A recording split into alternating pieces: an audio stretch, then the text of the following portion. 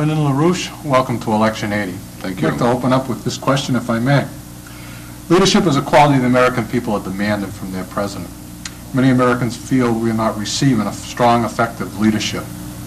How would you define leadership? I'll give two examples in terms of the presidency.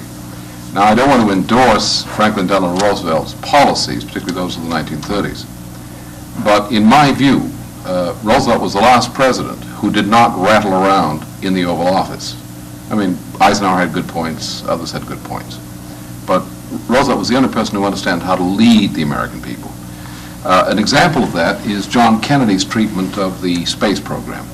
Now, the NASA space program was actually developed pretty much by the Eisenhower administration. But John took a leaf out of FDR's book in saying we have the famous, I think it has been replayed many times, that famous address that we adopted reaching the moon within a specified period of time as a national goal. In point of fact, the NASA program kept our economy alive largely. It was the R&D gut of our economy. It was a great accomplishment. And we have many benefits from it, including the fact that we now have these little computer chips that we can have all kinds of things that we can play with, which are beneficial to us. The function of a leader is not merely to pass laws. Laws are sometimes necessary, but we have an excess of dependence on laws, and passing a lot of laws is a symptom of a weak leader. The way you get things done in anything, and especially government, is the function of a president is to define national goals and to appeal to the national consensus for those goals. And then you find the combination of public and private initiative, but particularly private initiative, will just get the thing done. And that's the way it works. And that's what's been lacking. There's been, people are saying, let's amend the Constitution to this, let's pass this law, let's pass that. Sometimes that's necessary, but in general there's an excess of that. The function of a president is not to pass a lot of laws. The function of a president is to be the instrument of self-government of a people, to provide the kind of leadership that they seek by selecting national goals, which the overwhelming majority of people will get behind, and which private initiative largely will get done, with government supporting that action by private initiative. You did mention some leaders in your definition of leadership, and I'd like to move into that area, if I may. To help further clarify your perspective of leadership, who would you consider to be three of the most effective leaders in history, and why would you select these people? Well, working in the 20th century, I've mentioned FDR, who I think was an effective leader. That is, I'm not endorsing all of his programs. But Charles de Gaulle is probably the most remarkable leader of this figure, even though he's wrongly deprecated in this country, big propaganda against him. De Gaulle did, in the middle of the 1950s, when France was in a grave crisis, he stepped forward and said he had to become the president of France. He had no elected position at the time. He was coming totally from the outside. And he said, here's a crisis, I must step in and lead France out of this crisis. He succeeded. That's how the Fifth Republic was constituted. And France was, well, it still has many shortcomings today, was brought out of this hideous condition which had been wallowing for decades and began to develop around nuclear energy, around its aerospace and a few other things, began to develop. De Gaulle had a conception of France, which is my conception of the United States. The function of a nation is to lead, give that nation a moral purpose in the world.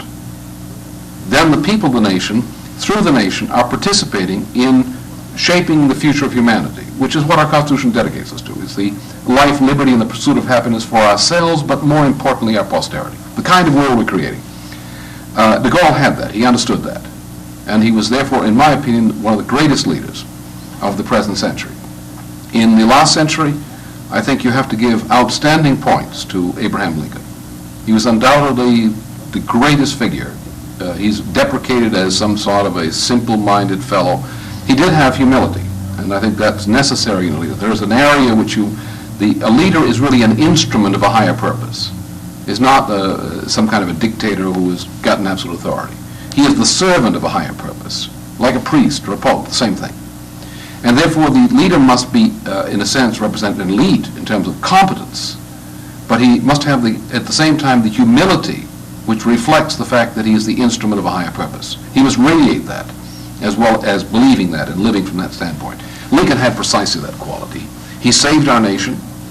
He preserved the foundations which the Founding Fathers had attempted to give us, and embedded in our nation an organic impulse that we call the American system, the American way of doing things, which, despite many distortions imposed on the top, that up until a recent time, our people have had a special quality we call the American method, the American way of looking at things, which, despite all its perfections, is the best thing there is in the world in terms of a people.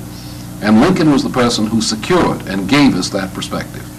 I think those are examples of real leaders. Let's move this into closer to home, if I may.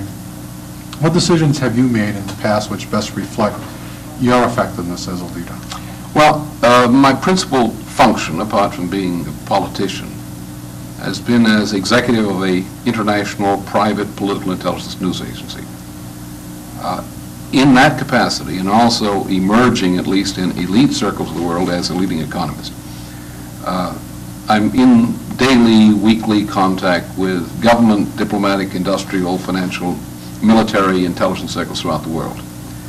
And as a private individual, I perhaps, for an individual outside the establishment, have probably exerted more influence on the shaping of history in the recent, particularly the past 5 years, than anyone else. In that context, I've had to make many decisions which are really tough. It's when you come up the hard way, that way, because I built an organization from scratch. And an organization which came out of obscurity and scratch with a few hundred people and then a few more, to build an international organization which is extremely influential. I've dealt with strategic problems. I've probably, and I say this quite modestly, I've probably done more to deter continued Soviet aggressiveness, or to moderate that aggressiveness during the past 2 weeks than anyone else in the United States. This requires tough decisions. It requires sometimes doing things that go against the grain of popular prejudice. But you're not being arrogant toward people, even though their prejudices may say that you're doing the wrong thing. You know you're approaching your own people with lovingness. You know what their morality is. You won't violate or betray that morality, though you may do things which they don't understand in the short run. But your starting point is their moral perception of the world, and your end result must be in agreement also with what is morally acceptable to them. I've faced many times that sort of thing. I'd like to move into the realm of speculation. Today, America is confronted with a crisis situation. Americans are faced with the constant reoccurrence of inflation, recession that happening simultaneously, the rise in unemployment rate, the rise in food prices, the rise in fuel prices. A lot of this seems to have been jettisoned by the energy crisis. These are the kinds of problems that you would be facing if elected president. What would you intend to do about these problems? And please be specific. I've already done it. It's just a matter of what's required is to have a president in the White House who will cooperate specifically with the European monetary system nations led by France, who is the sort of the spokesman, is primus inter pares. It's not French domination of the rest of the EMS. But the other nations expect President Valéry Giscard d'Estaing to be the political spokesman for this policy which I authored, shaped some time ago. Europe is committed to it. It's called the European Monetary System, and there's an adjunct secondary phase which is called the European Monetary Fund. This will represent the establishment of a new goal-based world monetary system. France intends to have this implemented with the cooperation of Germany and other nations by the spring of this year. The problem has been that the Carter administration in particular, Henry Kissinger as well, have been violently opposed to the establishment of a goal-based monetary system. That in itself doesn't solve the problem. What it does is this. It creates a situation in which money lent today will be as valuable in the future when it's repaid as it is today. Under this condition, you can create a system of low interest rates, that is, prime interest rate between 4 and 6% on the international lending markets and in domestic markets. That is required for economic growth. Furthermore, if you have a tightly administered gold reserve system, you've beaten monetary inflation. You haven't beaten cost inflation, but you've beaten monetary inflation. Now, the immediate problem is that monetary inflation is double-digit, whereas cost inflation is probably in the order of magnitude of 1 to 3% per year. So the greater part of our problem is not the cost inflation. It's not government deficits as such. That's not the problem. The The problem is monetary inflation. Now, the second thing you have to do, having controlled monetary inflation, you must now deal with cost inflation and with expanding the total product of the nation to meet the growing needs that we have. This means that you've got to have a tax policy and a credit policy which provides cheap credit for those kinds of things, such as capital formation and creating productive jobs in agriculture, manufacturing, construction, mining, and transportation, especially. The things which produce wealth. And so you must have a low interest cost through private banks organized by the federal government to ensure that local banks have this lending power. And secondly, you must have a system of tax incentives, which is twofold. First, we have to raise the household tax exemption from the federal standpoint. Because what we're doing now is we are doing terrible things by taxing too heavily at too low a level of the income brackets. We've got to relieve that. That will take the pressure off state and local communities, which are starved of funds because the households are being taxed too high on the federal level. Secondly, will enable households to generate savings. Now, these savings, in the form of bank deposits and so forth, by households and by others, through the private banking system, matched with reasonably priced credit, is the basis for national economic growth. If we can grow fast enough, fostering technology with adequate energy supplies and so forth, then the effect of economic growth is to deflate the currency. That is, economic growth causes a rise in productivity, which means that less effort is required by the labor force as a whole to produce the things we need. Therefore, with productivity increases based on economic growth, you can have rising wages and rising profits at the same time, which is the only way you have sound growth. The one thing we have to include in this to make it work is we've got to have nuclear energy. The problem here is not that there's a problem with nuclear energy. There isn't.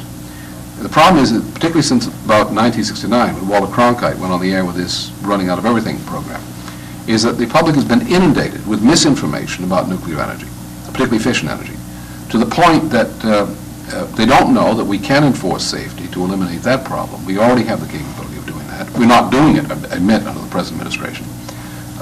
And we can eliminate radioactive waste by reprocessing, which there's a big myth about that. So there are these two problems with fission process, radioactive waste and safety. Both are technologically under control if we enforce the rules, which we must do. But nuclear energy is the only replacement we have. The so-called alternative energies are cost inefficient. That is, you have to put more energy in and more capital in to produce the energy in many cases than you get out.